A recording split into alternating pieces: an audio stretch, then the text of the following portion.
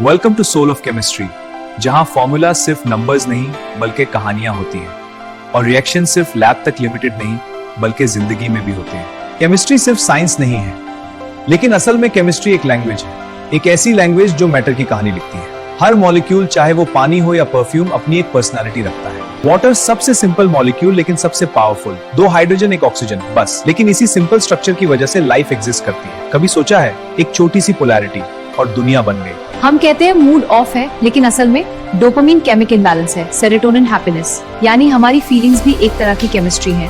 तो क्या हम सिर्फ रिएक्शंस का रिजल्ट हैं? जो शैम्पू आप रोज यूज करते हैं, जो पानी आप पीते हैं, जो कार आप चलाते हैं, हर जगह केमिस्ट्री का सोल छुपा हुआ है। सर्फेक्टेंट्स जो डर्ट को हटा देते हैं और प्रिजर्वेटिव्स जो वक्त को रोक देते हैं। केमिस्ट्री हमें एक अजीब बात सिखाती है, कुछ बॉन्ड स्ट्रॉन्ग होते हैं और कुछ इजीली ब्रेक हो जाते हैं।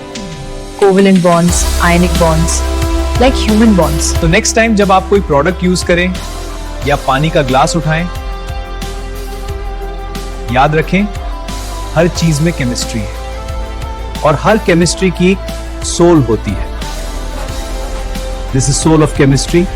For such wonderful videos please subscribe alchemist channel.